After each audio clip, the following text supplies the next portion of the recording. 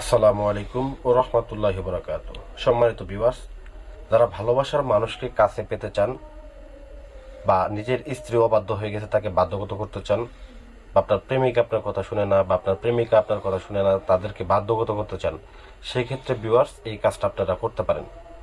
তো এই কাজটা করলে মাত্র 24 ঘন্টার মধ্যে ওই ব্যক্তিরা যেখানে থাকুক একজন আবার আরেকজনকে কাছে পাওয়ার জন্য উথাল পাতাল শুরু করে দেবে। এটাকে একটা পাগলা বশীকরণ বলা হয়। এই পাগলা বশীকরণটার মাধ্যমে আপনি 100% কাজ করতে পারবেন। তো ভিউয়ার্স, এই কাজটা কিভাবে করবেন বিস্তারিত নিয়ম আমি বলে দিতেছি।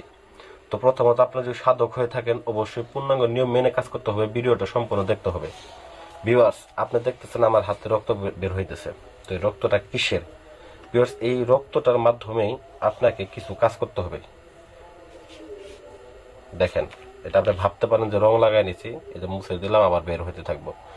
তো যাই হোক ভিউয়ার্স, এখন আপনি এই কাজটা করার জন্য প্রথমত যে সাধক যে কাজটা করবে সেই সাধকের রক্ত দিয়ে কাজটা করতে হবে ভিউয়ার্স।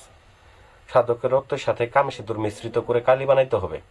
কালি বানিয়ে নিয়ে ভিউয়ার্স এই কাজটা করতে হবে। এখন বলবেন যে ভাই না, নিজের শরীরে রক্ত দেওয়া তো ভাই সম্ভব না।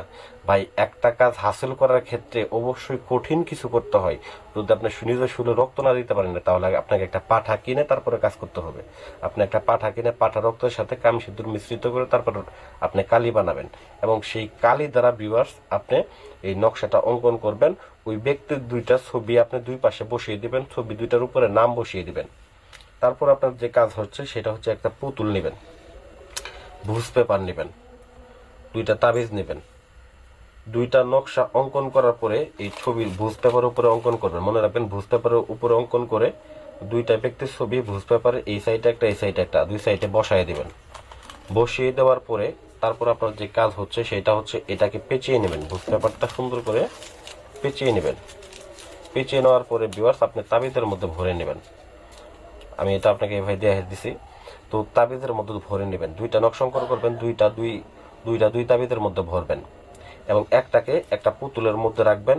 পুতুলের মধ্যে রেখে ভিউয়ার্স এটাকে একটা লাল কাপড় দিয়ে সুন্দর করে পেঁচিয়ে নেবেন।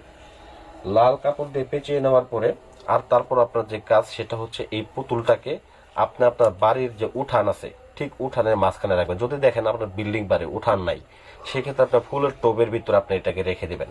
গেল।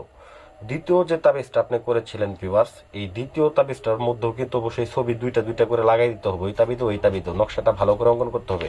নকশাটা ভালো করে দেখে নেন। নকশাটা ভালো করে অঙ্কন করে তারপরে দুইটা তাবিজের মধ্যে ভরবেন। ভরার পরে ভিউয়ার্স এই তাবিজটাকে আপনি আপনি একটা শিল নেবেন ভিউয়ার্স, মনে রাখবেন একটা শিল নেবেন, এবং এই শিলটার উপর আপনি এইভাবে রাখবেন। রাখার পরে আপনার যে কাজ সেটা হচ্ছে একটা লাল কাপড় নেবেন, নিয়ে এরকম ভাবে পেঁচিয়ে নেবেন। পেঁচিয়ে এখানে কিন্তু আমার তাবিজটা আছে, এইখানে তাবিজটা। তো এখানে তাবিজটা থাকলে আমি এইভাবে চাপা দিয়ে রাখবো। জাস্ট এইভাবে চাপা দিয়ে রাখবো। যতদিন আপনি চাপা দিয়ে রাখবেন ওই ব্যক্তি ততদিন আপনার বাধ্যগত থাকবে। তবে ভাই বলবেন যে এটা যদি চাপা সরে যায় তাহলে তো সে ভুলে যাবে। তো এর জন্য এটাকে আপনি একটা মাটির নিচে এরকম ভাবে চাপা দিয়ে রেখে দিবেন, যাতে করে কেউ না তুলে এবং কি সে না ছুটে যায়। তো এটা 100% কাজ হবে। যতদিন পর্যন্ত এই শিল্পাটা আপনি না তুলবেন ততদিন পর্যন্ত ওই ব্যক্তি আপনার বাধ্যগত থাকবে। তাকে যা করতে বলবেন তাই করবে।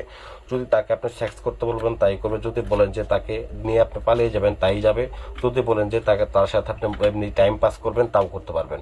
যদি বলেন যে তার কাছে আসতে সে তখন আসবে। একটা 100% কাজ হবে। এটা পরীক্ষিত কাজ, আমি কয়েকবার করেছি এবং আপনাদেরকে কাজটা করার পরে আমি আপনাদেরকে কাজটা দিলাম। তো আশা করি ভিডিওটা ভালো লাগবে। ভিডিওটা ভালো লাগলে অবশ্যই আমার চ্যানেলটাকে সাবস্ক্রাইব করবেন, ভিডিওতে একটা লাইক করে দেবেন। ধন্যবাদ সবাইকে।